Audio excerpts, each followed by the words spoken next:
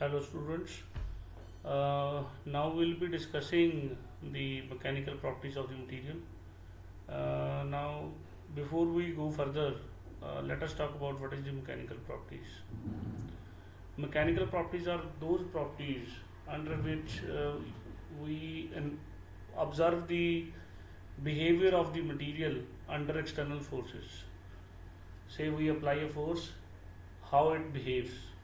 Certain materials, they tend to break, they tend to deform. For an example, if you throw a simple glass uh, from a certain height, it will tend to break. But on the other hand, if you throw a piece of wood from the same height, it will not break.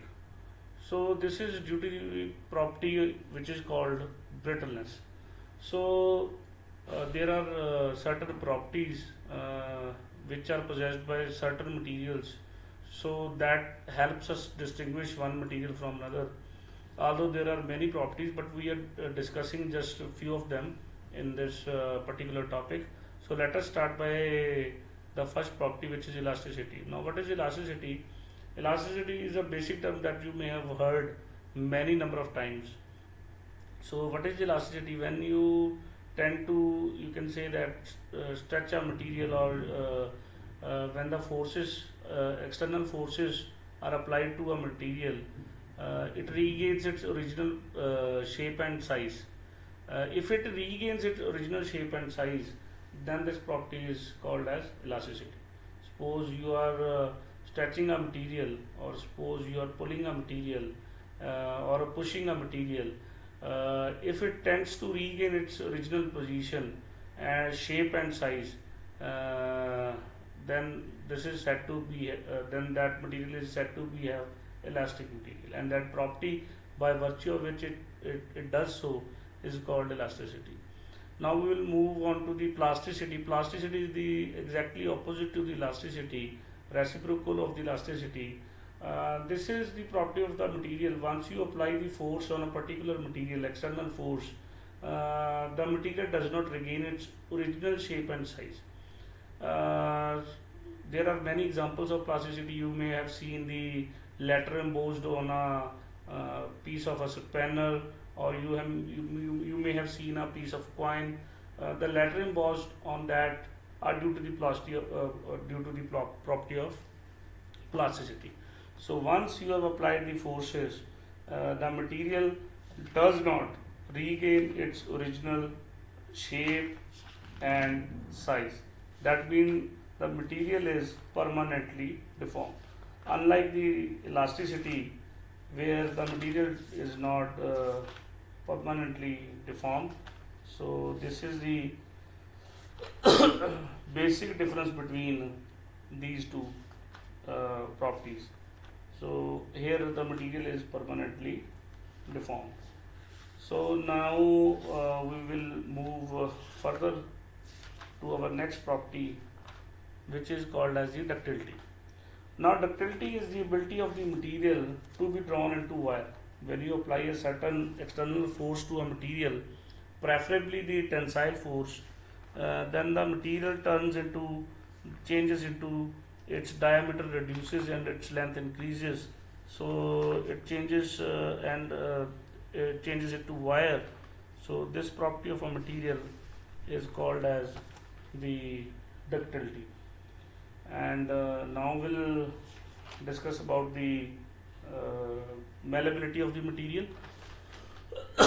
Malleability of the material is known as the ability of a material by virtue of which we can convert the material into different kind of sheets.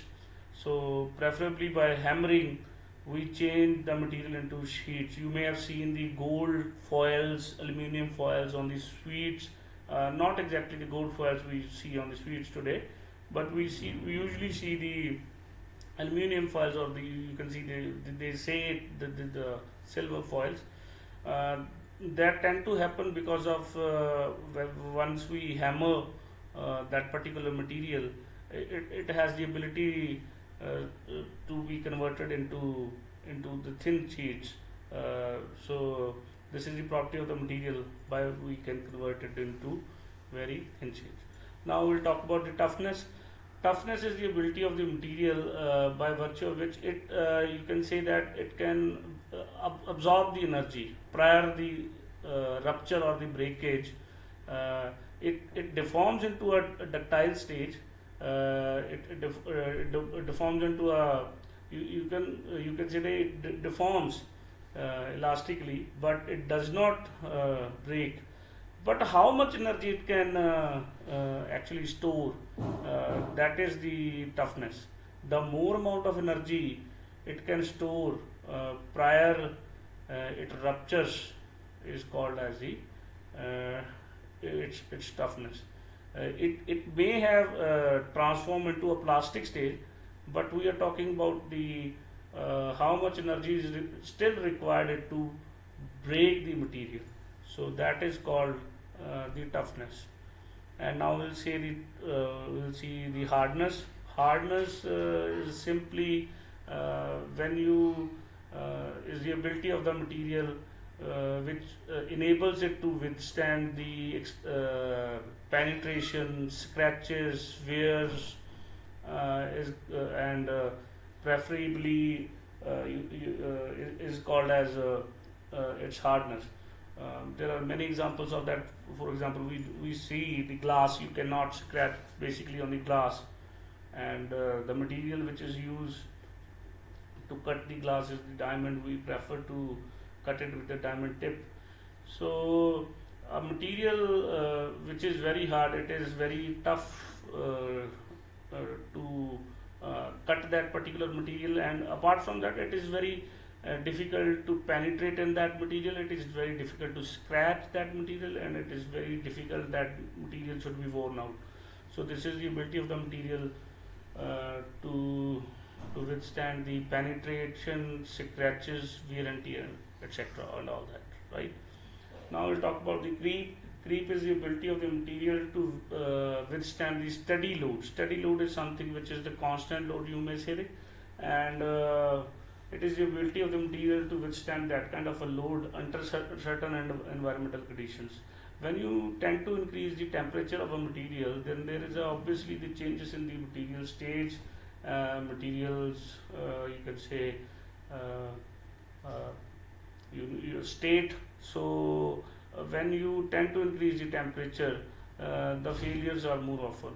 So creep often occurs at more you can say high temperature.